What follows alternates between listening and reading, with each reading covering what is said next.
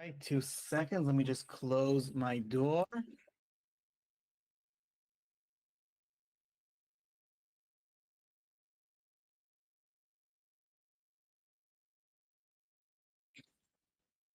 All right. I hope all of you can see me. I can't see anyone. Uh,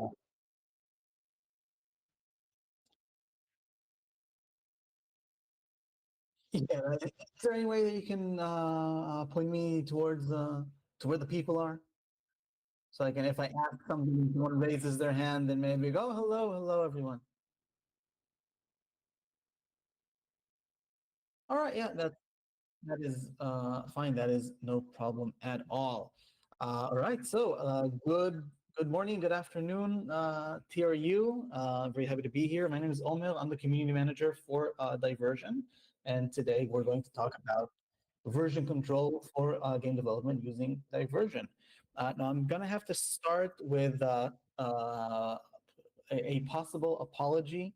Over here in the Middle East, the weather is currently clear with a chance for ballistic missiles. So, in the event of an alert, I will have to leave. I hope it won't happen. We're not really in missile o'clock right now, but you can never know. I hope that won't be necessary. That seems very fair. Yeah. If I remember correctly, this is a summer school program for game development, right? Well, with a show of hands, how many of you have ever worked with a version control system of any kind? Let's see. I'll look around the room. We got 1, 2, 3. You've used GitHub. GitHub. We've all. Okay, so we all use GitHub badly with just pushing to main 1, 2, 3, 4, 5. It looks like we got about 5 people in here out of the roughly 10 who are just pushing to main every time in GitHub. All right, fantastic. I will say we'll talk about branching later on. Pushing to main is valid. It's not bad practice at all. Depends on how you do it, but pushing to main is a-okay in my book. And you've been using this. Well, you said badly, so I also assume especially badly in Unreal. Most of us use Unity, so a few of us have used the Unity cloud version control. But we broke that many times when we were using it. But yeah, then typically it's just GitHub itself used for everything, even when it's not the best option. Mm-hmm. Yeah. Yeah, for sure. So what I have for you today is a demo and then a bit of an onboarding session about how to use Diversion. I'm going to talk about why and how Diversion is different and what prompted us to even start making it, like the kind of problems that we're solving, some of which you'll be familiar with, from a first-person perspective. I have an Unreal demo for you, not a Unity one. That is because I myself am an Unreal indie dev. It's part of how I got this job in the first place. So my background and why they sent me to do these kinds of things to talk about version control and branching strategies and best practices, because my background is in software. I was a software development team lead. I was a team lead at Overwolf, if you're familiar. They're the ones who they did the overlays for like a bunch of different games, right? For a while there, you could use them like Smite. Yes, that's correct. They also acquired CurseForge, and I worked on CurseForge for a while. That's the biggest modding solution for Minecraft and World of Warcraft. So there, I was a team lead, so I did all these things, hands-on, and I did the whole quit my job thing to go indie dev, and I'm actually Diversion's first user and biggest fan. So much that they gave me a job. So here I am today talking to you guys. So right off the bat, all of you guys who used GitHub and said you had a bad experience. So before we talk about Diversion specifically, I want to talk about like the state of version control systems in gaming. I'm going to give you a bit of a spoiler alert. We're going to have a very big diversion-shaped hole right in the middle of it. So on the one hand, we have for version control systems, we have GitHub, which is kind of the obvious solution, especially in the indie spaces, just because it's everywhere. It is, and I say this, wearing this shirt, I say that GitHub is the best solution for software, because when you have mostly code, so that is, as long as your files are human readable, then using GitHub is a breeze. It's human readable and human mergeable, because it's so lightweight. The whole decentralized approach, right, where you can work essentially in complete isolation, and we can each, if I'm working together with any of you guys, then essentially we don't even know that each other exists, right? Only when we have to pull and push, right? You can work completely offline, and only so that just does not translate well into game development for multiple reasons. So the first reason is a technical one. And the moment that you start working with binary assets, then the whole GitHub philosophy, what made it so popular and what makes it so good for code, it just fails. If you ever had a chance, I don't know if well, you also said GitHub. I don't know if you worked with GitHub LFS or with Git LFS, sorry. The way GitHub approaches binary files is like it approaches, like it can't approach them like it approaches regular files. So whenever you make a change to a binary file, you just duplicate the entire file locally, and you have to keep the copy locally because you have to be able to work in a decentralized way. So it can also blow up your storage. Like if you're making a lot of changes to a version control asset that is like a heavy texture or a big model or whatever, then it's just going to keep duplicating itself for any change, for any commit you make. And also, it's not as user friendly. It's not. We like to say that it gives you all the rope you need to hang yourself with.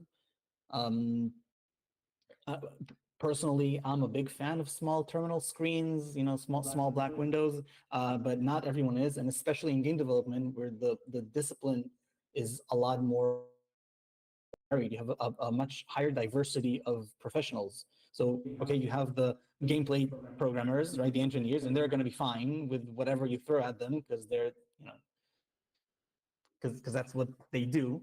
But then you have the environment artists or the game designer, people who, if you compare it to more traditional software, like if you go to work in whatever high-tech company, okay, you're going to have marketing people, but the marketing people aren't with their hands inside the project. They're going to give you whatever, oh, you want to put like this marketing banner, and okay, so they're going to give you just the product, like the end result, and then the engineers would just put it in, and it's still only the engineers touching the code, and also they're not, it's usually not assets that grow with you. It's like, okay, I have this image, this banner, this whatever, and I'm going to have it there, and then in 3 weeks I'm going to have a different version. It's not like I have level designers, right? And I iterate on level design. It's things that that grow and go with me. And at the end of the day, it's a UAsset file, or it's a Unity scene, right? That it's a lot more difficult, or like prefabs, right? The model is changing. It's going to be more difficult to merge. So that's on the one hand, Git, and I guess the reasons why you had a bad experience with Git. On the other hand, we have the rest of the more game dev tailored solutions. Of course, Plastic, which is now Unity DevOps after they were acquired, and Perforce, which is the big name. And they're all great at the end of the day. You can look at Perforce, which is the AAA industry standard. They say it in their website. 19 out of 20 AAA studios use Perforce, and it's with good reason, right? It's a great tool. You can do a lot with it. It is so expensive, and it is so difficult to manage and configure, and someone has to set up a server, and someone has to manage that server. And when you're a AAA studio with 500 employees, maybe you have some extra fat to have like a dedicated IT team that manages your servers. your version control servers. But I would say that's not the common case. And usually, when you're a game development studio, you want to focus on making games, right? You don't want to solve version control issues. You just want to have version control that works. And that's sort of where, and that's the divergent shaped hole I mentioned. So there is room for something that is um, dedicated or directed at game development. So it works well with large binary assets and code. It works just the same with them, works just as well with both of them. And that is user friendly, and that you don't need to go through any configuration. This is 2025, so we have different expectations from software, right? We expect just to get it in for it to work, and I think that's a very reasonable expectation. And we expect not to paint arm and leg, and that's where diversion comes in. That's why a lot of people, a lot of professional studios are switching over from whatever solution they had over to us. People moving, of course, a lot from Git, from Perforce as well, all the way from small indie teams and up to AAA studios that are currently evaluating us under NDA. So keep your eyes, keep your ears to the ground, because there's more exciting news coming from us. And that's what I hope to give you guys as well, because as difficult as it is, as managing version control is when you are students, then you definitely have more interesting things to do, or more important things to deal with than with Git issues and stepping over each other's toes as you work. School is hard enough, and you should focus on learning that would give you value. Focus on what you came to learn to do, and not what you didn't come to learn to do. And that's what we want to give you guys. So on to the artistic part of the evening. Let me show you what this is all about. Has anyone had the chance to download Diversion, to give it a try, to give it a go? And a show of hands that I can't see. Yeah, I don't think anyone here's played with it too much. I know a bunch of us saw you guys at GDC, and I think I downloaded it back then, but I haven't actually gotten to use it. But we did see it at GDC, which was pretty cool. All right, fantastic. So let's go over it quickly again, just to show you that that we're all on the same page, and let's take it for a spin. So what we see now on the screen is the Diversion version control client, and at the end of the day, it's a version control client. So you're going to see a lot of the things that you just like purely visual level. It's going to look as you would expect. I have all of my repositories here. So here on the top, I have the local workspaces. So these are the repositories that I have cloned. So the repositories for which I have a local working copy. And I have my all repositories that I was invited to, or that for whatever reason I don't have cloned on this computer at this time. And to get here, I just had to download and sign in. There's Google sign in. So I don't know how you guys did it with GitHub, if you use like the keys, the SSH keys. So there's none of that. You just get the client, download and install, and you get everything you want. So the first thing we want to do is we want to create a new repository. Because I need a project to work on. So you can start by going here into new repository, which is what you would expect. And I can, first of all, I can just create, and it's going to take me through my folders, and I'll have to pick a folder from over there.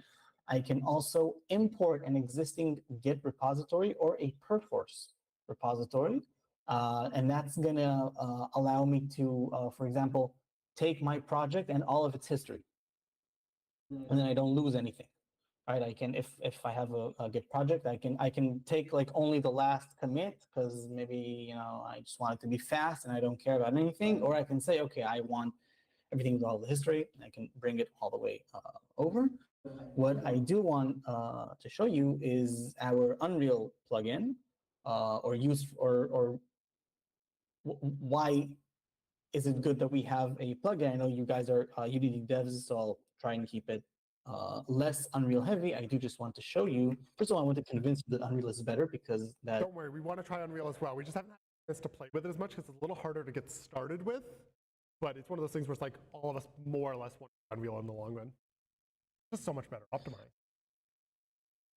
Yeah, my personal experience with it, you know, I started my path watching Bracky's tutorials, I don't know, it's 10 years ago, and of course going for Unity.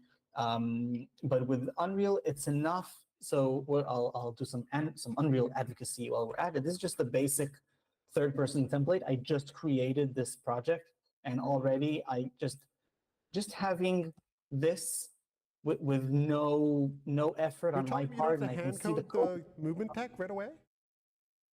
Sorry? You don't have to spend a couple hours coding the movement?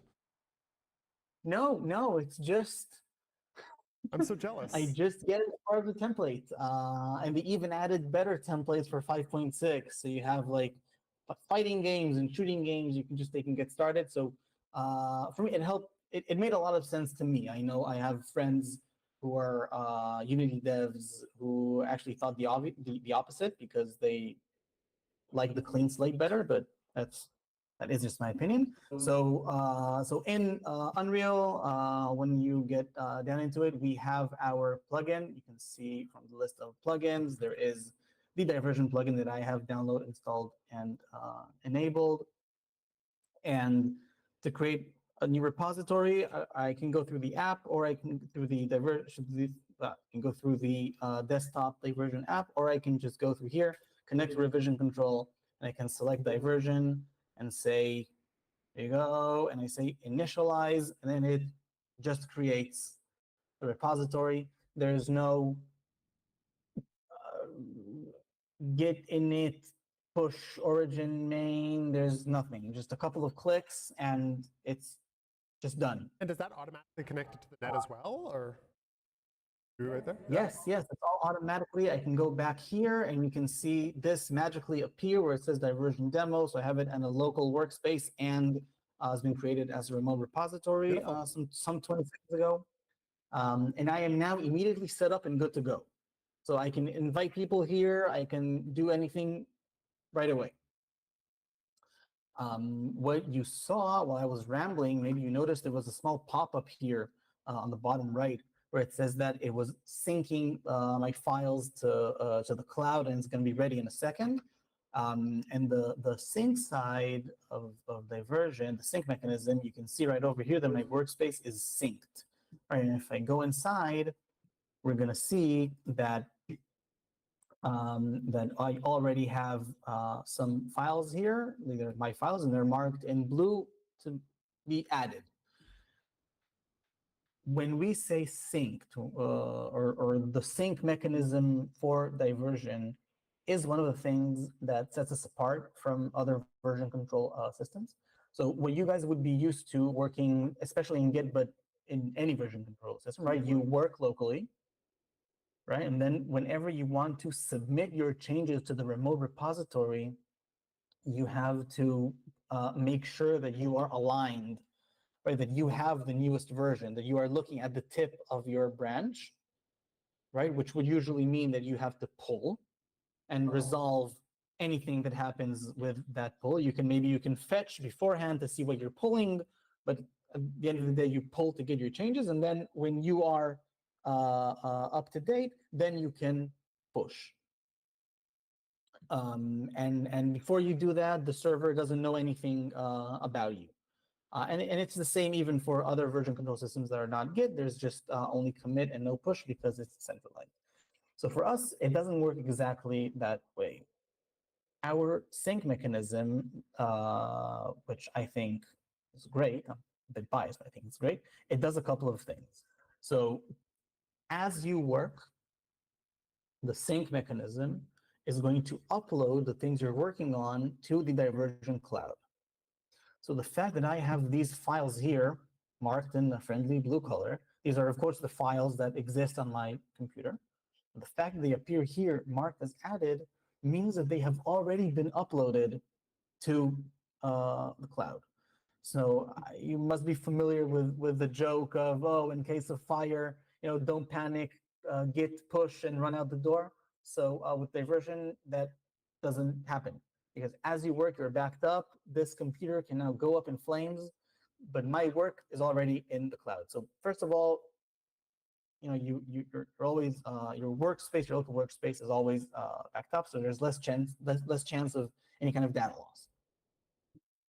The changes that have been uploaded are not yet available to anyone else. So you're never going to expose any half-baked work. So you only expose your changes to other team members when you commit. So that's what the terminology means for us, right? With Git, it would be when you push, then only then your changes are immediately made available to anyone else. But with us, it's when you commit and when you're already backed up. So say your computer does catch on fire when you're in the middle of working on it, all these things changes. Can you commit from a different location? Yes. Cool. So I can go right now into the web. All right, so you're going to see I have a web client with a different account, which is not me. So let's sign out and sign in. And I want to sign in. All right, that's us. Fantastic. And looking in the web client, right, you can see I'm in Chrome. Of course, in here, I don't have any local workspaces because this is the web, right? It doesn't know what's on my computer. I do see the diversion demo repository. When I click into it, I can see I have a list of workspaces. So right now there's just one because it's just me, so it's not very exciting, but I have a list of workspaces and I can see in the web the changes from my computer because it's already been uploaded. This also means, by the way, that if you ever have any team members that are less technical or concept artists who don't work in the engine, then they can always they don't even have to download anything. They can just drag and drop in here, and it would just work. They can commit through here, and it would all work just the same. A lot of our team is ex Dropbox, so you can see some parallelisms, some things that were carried over. So that's the web app, and from the desktop app looks just the same. I can, right, just like you saw, I can see the files. Right now it's been added, so there's no new changes, but I can see can see everything, and I can commit from here, right? Third person template. And I can commit, and that's that. And now when I look in the history view, then I can see that I have my commit right over here. It's been created. You'll notice, however, this is commit number 2, right? So I already have one commit in here, and that is the initial commit that was created automatically for me when I created the repository.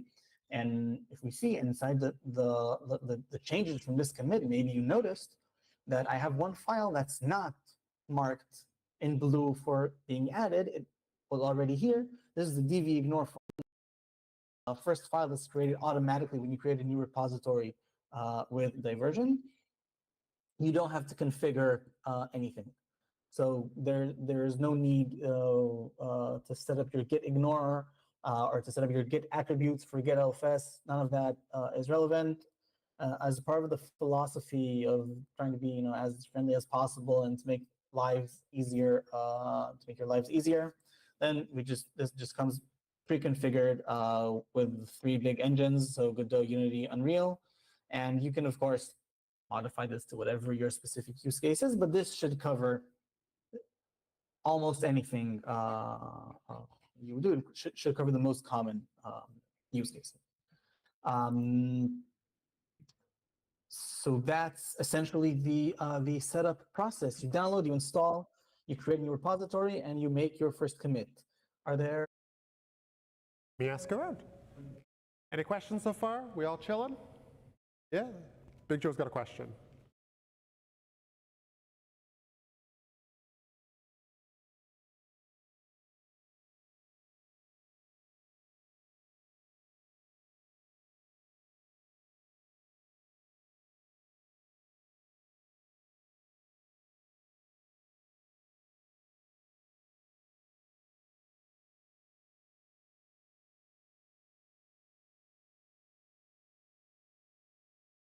I don't know if you could hear that. I can repeat it.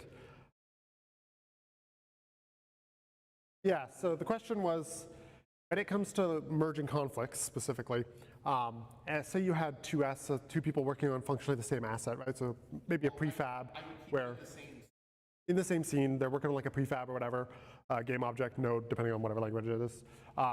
One of them's working on the scripting, one of them's working on the visuals and stuff like that, or even if two of them are working on the visuals, like what sort of conflict merging system is in place for that sort of thing? Because like you're saying is that like the other ones really struggle with that conflict merging. How does this one sort of differ?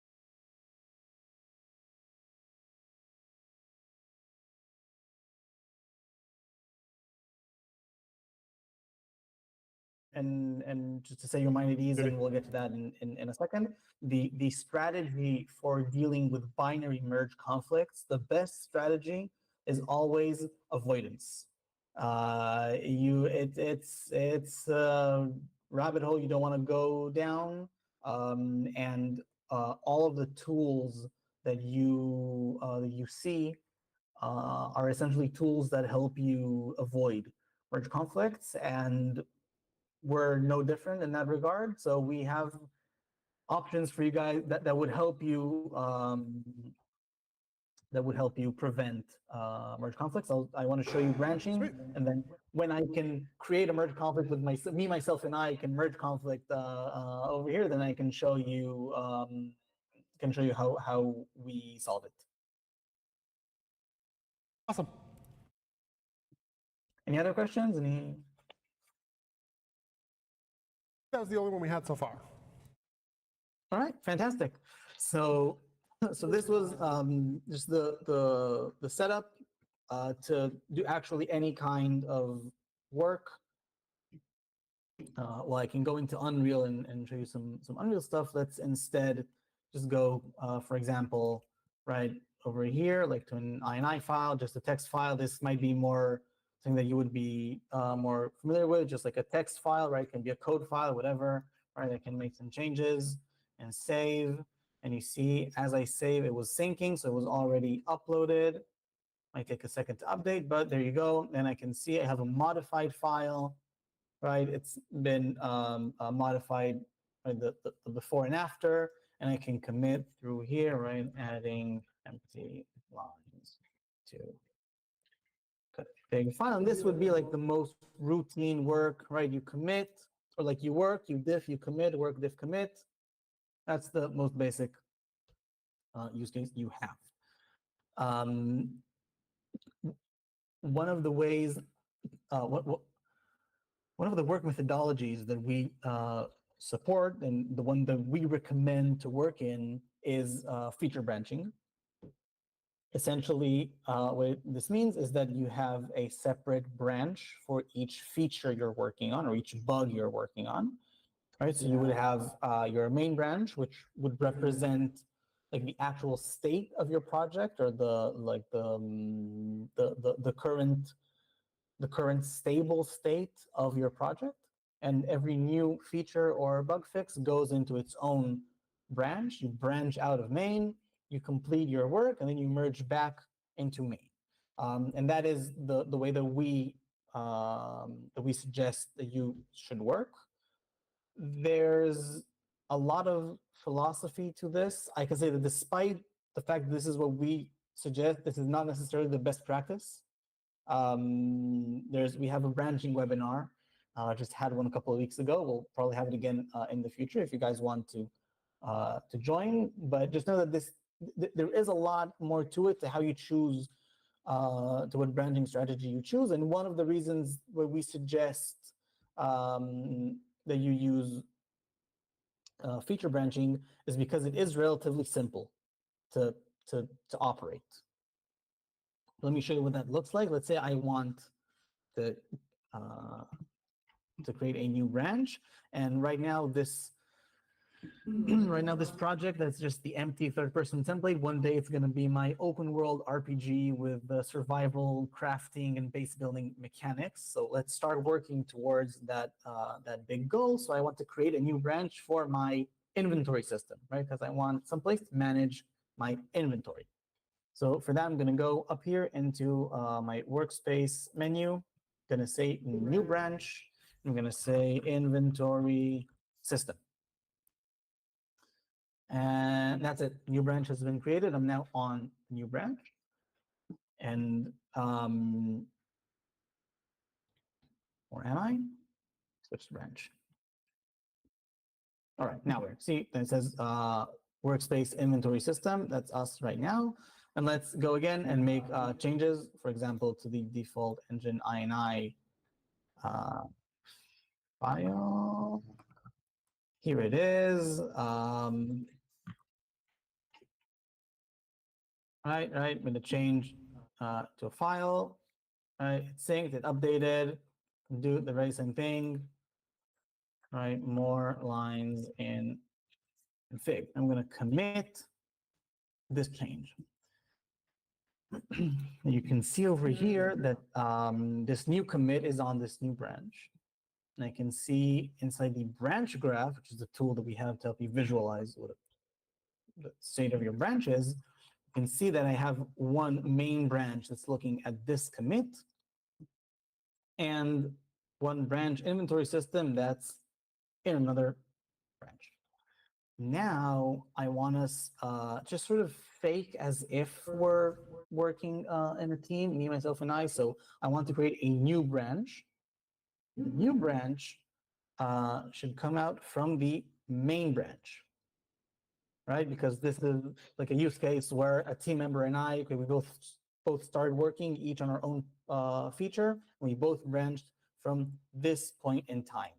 So now let's go into the history tab, and I can see this commit over here, right? The last commit in the main branch. I know it's commit number 3, right? The last commit in the main branch is this right over here. And I can say create branch from here. So I'm going to create branch from that that point in time. What other feature do we need in our Pal World clone? So you have inventory. Let's do Paldex, like a dex, like a Pokedex. Right. All right. Fantastic. Oh yeah. Let's. Nintendo isn't watching, so let's create the Pokedex branch. So I'm going to say create. Fantastic. And I'm on the Pokedex branch. Right. So you can already see those of you with sharp eyes can already see a couple of changes. So first of all, the last commit from here is missing. Of course, I'm on a different branch. I don't have that commit. It's not in my history.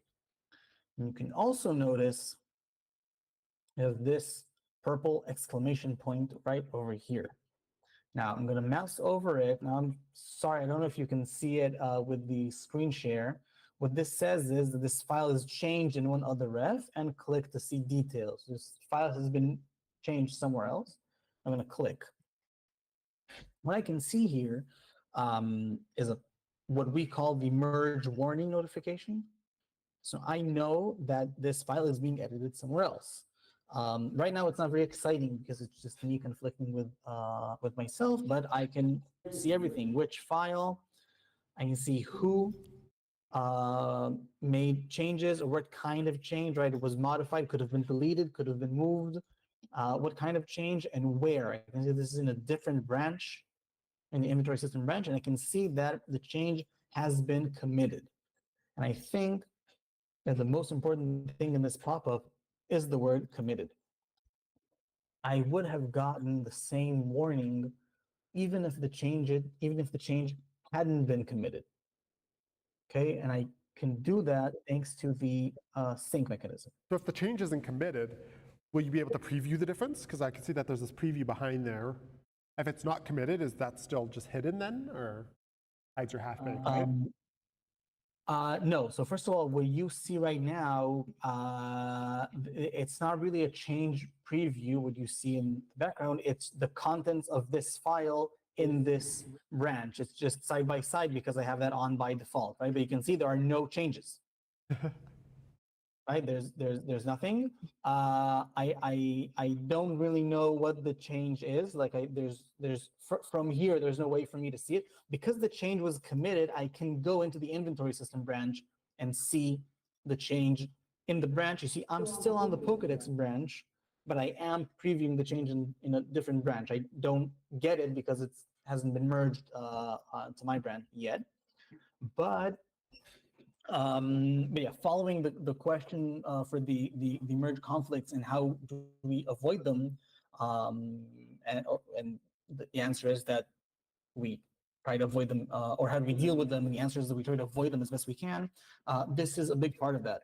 So thanks to the sync mechanism, because diversion is notified the moment that you make a change locally, like the file actually changes on your disk, on your hard drive, then the diversion agent, which is the piece of software that lives on your computer and does all the syncing and communicating with our servers, it knows the change is being made. It doesn't even care what the change is, but it can notify other agents that a change is being made.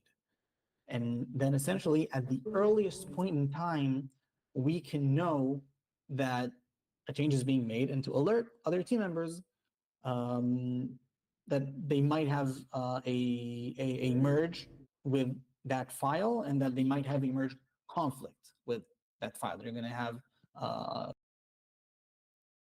what I like about this, as opposed to other solutions, is that it's not violent.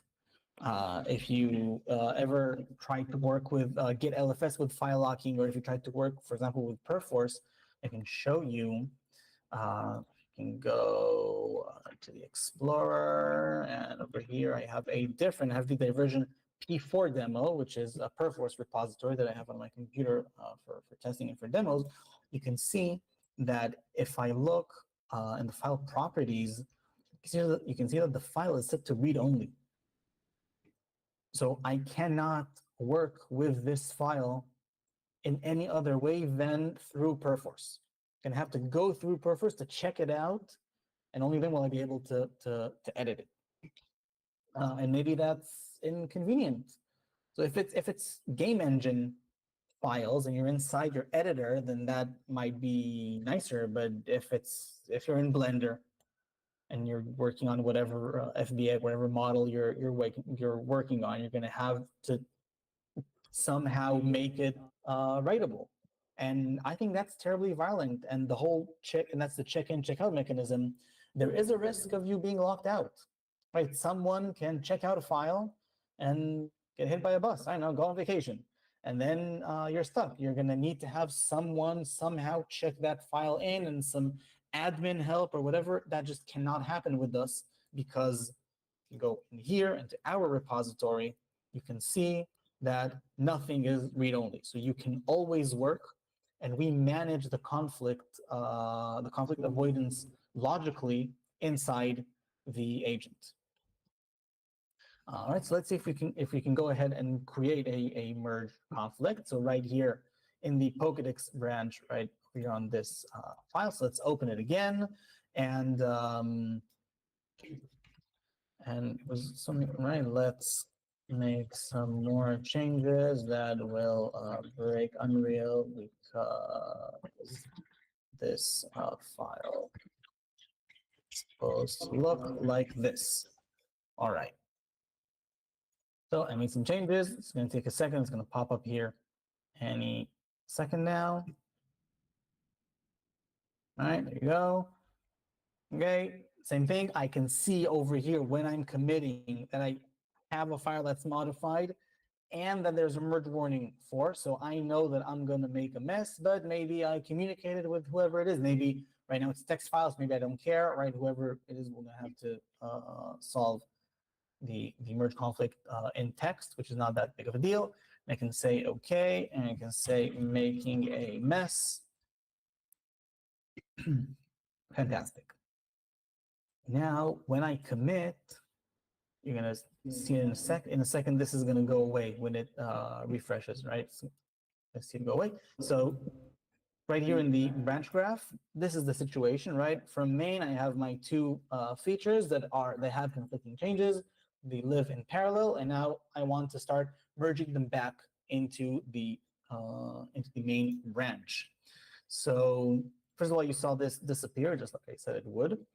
This went away because right now, this commit in the Pokedex branch, that's the newest version. So this is the truth right now. So right now, in other branches, people will get that.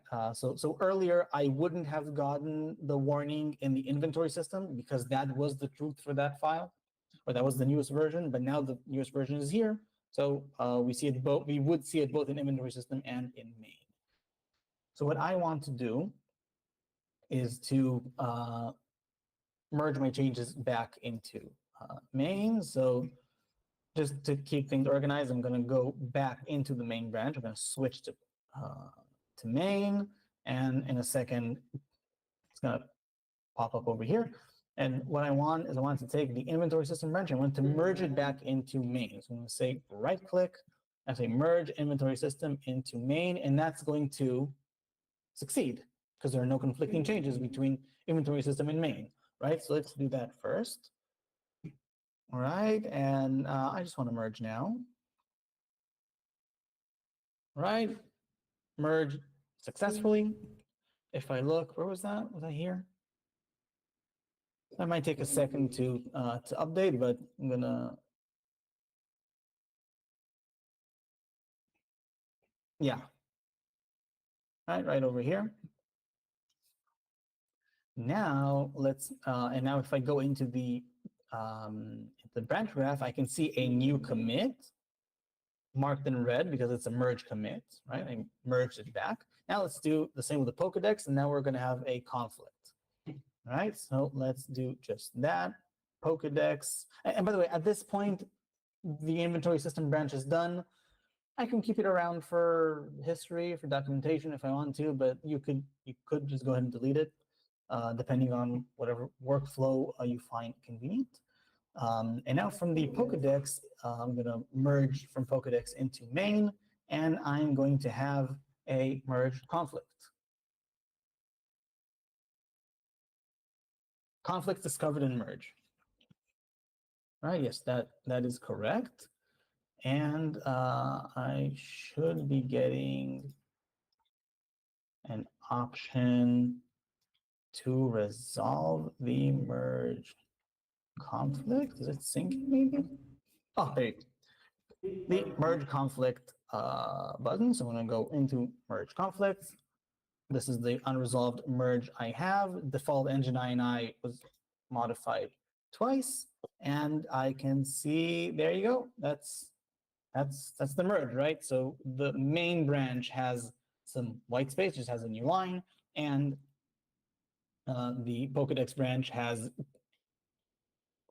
some random, some insane ramblings. So when resolving a merge, also you should be familiar with this. I can for this file, I can choose my incoming changes. I can choose my current changes, which would override one or the other. But let's just say for now, I want to take both, so I can edit this file and keep whatever changes I want. So this can go, and this can go because I want my white space, and this can go.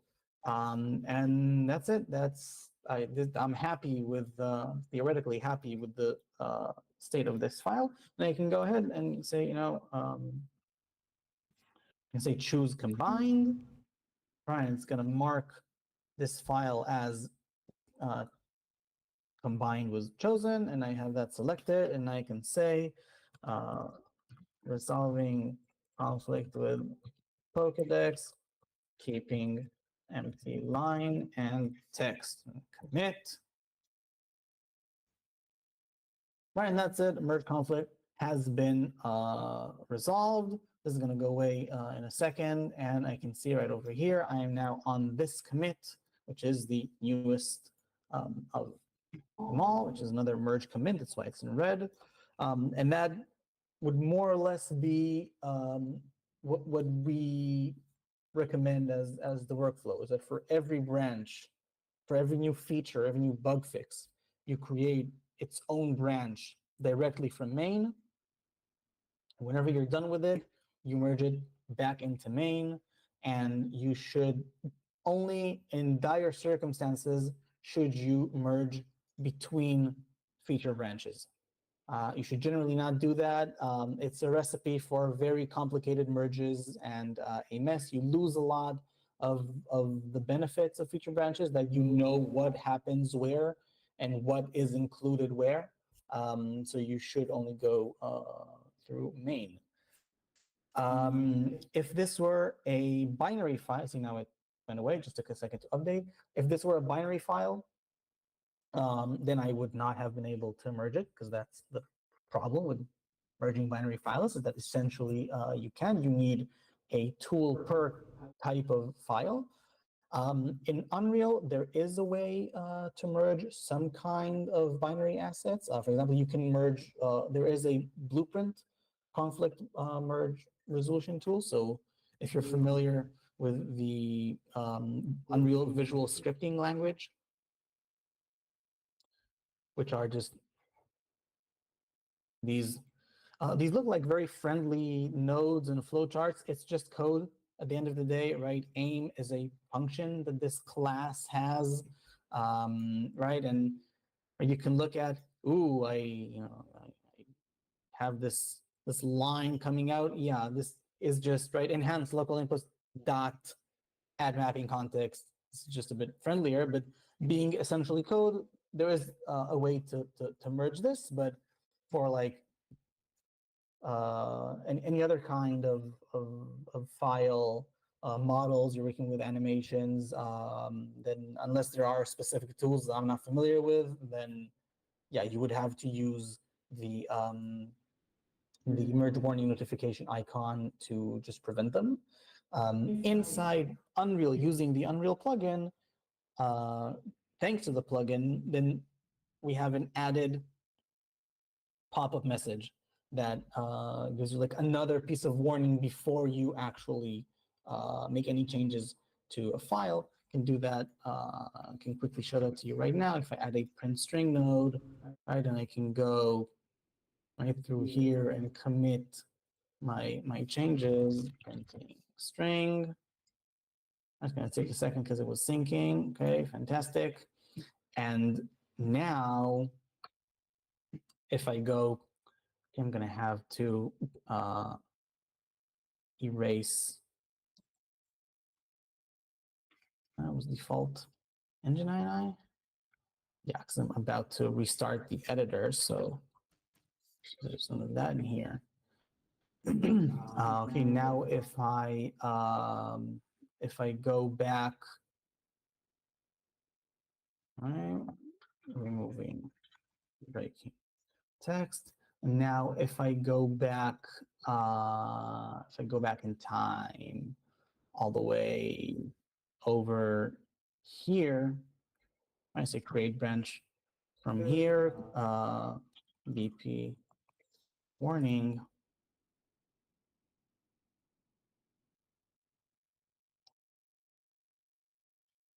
BP warning, then you can see that I also have the same warning on the UAsset file inside the editor. And now I'm gonna have to restart this here. The restart thing is an issue that's solved with the newer version of the plugin. It has to do with the way that Unreal manages its files. It loads them and saves them in memory. So when you make changes to the file on the disk behind it, sometimes it doesn't get the updates as it should. So that's why I'm restarting the editor. And right now, when I go to open the third-person character blueprint, then I'm going to have a warning, right? Which essentially gives me the same. Essentially gives me the same kind of information. Right, I can see there's a potential conflict in all of the information I had earlier, and there's a warning when I try to open the file, but I'm never actually blocked, and I can always go and work in it and commit that file. That was just an Unreal tidbit. We currently don't have any official Unity or Godot plugins, but there is some community work on a Unity plugin. So hopefully I can have some good news for you in that area. So that was it for like routine work and some slightly more advanced use cases, branching, conflicting, merging. Are there any questions? I had a question. What does the pricing structure look like? Because you talked about Perforce being really expensive, and I know that Unity Cloud, SCM, Plastic, whatever we branded it to, they have some weird hard limits on the group sizing. Then as students, we were immediately forced to start paying for it well before we were like wanting to, especially for like course and stuff like that. What is the, oh? Yeah, so first of all, right off the bat, the indie tier is free for up to 5 collaborators and 100 gigabytes of storage. Just right off the bat. And we have an educational tier that is free up to 10 users and 100 gigabytes of storage. But since you're academic institution, then if it's something that you guys want, the whole course to be on, or you want more storage for all the projects or whatever, then yeah, just communicate with us. And we have a lot of universities worldwide that already work with us, and they're super happy. And yeah, there's no weird hard limits, yearly licenses. It's on a monthly basis. We are well aware that the other plans are not as flexible and convenient, so we try to be flexible and convenient. That's awesome. Yeah, the Unity ones especially, I was like, cool, so I'm paying for like 6 months, and then I tried to cancel it, and it's like, well, you still got storage in here that's over the storage limits, and now we're gonna charge you still every month for that. I'm like, stop, just clear it, stop. So group of 5 is already much more than the 3, which was weird. I think Unity's was 3 for some reason. So when you had a group of 4, it was very strange. And then you said 10 for education. So do you just like, would you sign up using your school email, or how, do you know, is that one just reached out through customer support typically, just in case they have larger teams? Yeah, we have had issues with people trying to avoid paying. So when you create a new account, you're automatically on a pro trial, but you're prompted to say if you're indie or if you're an educational tier, then you just choose. And yeah, if you have an email that's AC or EDU, then you're fine. Great, really cool, awesome. Does anyone else have any other questions past that? Back there? No, anyone? Yeah, I think we're all just like, that's really cool. We especially, I think most of us are pretty hyped about the sync feature. I agree. The sync feature itself is the part that's like the most exciting, because like everything else seems fairly version control. I like the visual chart as well though, but that sync feature where it's just like flags, it's like, hey, the file you're touching, someone else is working on that too, you're gonna ruin it. That part's really, really good and really cool. Is that just like? I now that you mentioned it, I think it's possible I didn't say it. I haven't gotten a lot of sleep recently due to being bombed. The other side of the sync mechanism, right? It keeps you up to date as you work, and then you commit, and that's fantastic. With Divergent, we don't have a concept of pulling changes. So when you commit your changes are downloaded on the other side on your collaborators' machines for any team members who are on the same branch but don't have conflicting changes with you. So essentially, just as you work, if you want to have like quick iterations on some feature and you and a teammate go on a feature branch together and you just work together, then your changes will be streamed to each other back and forth as you commit, which essentially what it'll look for is shorter iteration times. So the period of time until you get other people's changes is shorter. So any merges are easier to resolve because there's less divergence. Yeah, it's not 24 hours worth of work that someone's just been hoarding on their one PC and then they push and flood the server and ruin everything. Yeah, absolutely. Instead of being once every 24 hours, it's going to be once an hour or whatever, and then it's a lot smaller. And if you do have conflicting changes, so you don't get the automatic sync, then you just have the regular version control flow where you have to first, like you'll be prompted to, you won't be able to commit. You have to first pull, resolve anything, and only then you'll have to commit. So even smoother on that front. Silly question, not super important to the actual product. Where are you guys' servers hosted? Like, are they all, you have server sets everywhere, or? So we are hosted on the popular cloud platforms, AWS and GCP. And if I remember correctly, our servers are US East. Okay. They might be US West, but the actual file storage for any web development or DevOps buffs, it's S3 and whatever the GCP equivalent is, and that is cross-regional by default. So you should get very good performance wherever you are in the world. We have users in Australia who have notoriously bad internet and were very worried, but they haven't had any issues. Like they begged us to even have like, oh, anything in Asia even, and we said, no, look, just give it a go. It's fine, and they did, and it was fine. So, yeah, because we're in Canada, so we get pretty left out of all of the server sets. So I'm just like, pretty widespread, and it works really well. That's awesome. mm-hmm. Yeah, I think that's mostly it for questions. You just go to the website, sign up there. Yeah, that easy, just quick and easy. Yeah. Let me dump a lot of links in the chat that you guys can use. So first of all, diversion.dev. You can feel free to send these anywhere you want. So first of all, this is where you go and you get started and you log in, or you download and you sign up and you do everything. We have the documentation. There's a quick start guide, and we try to keep it as friendly language as possible. So even if you're not familiar with the concepts, then you can still find what you need.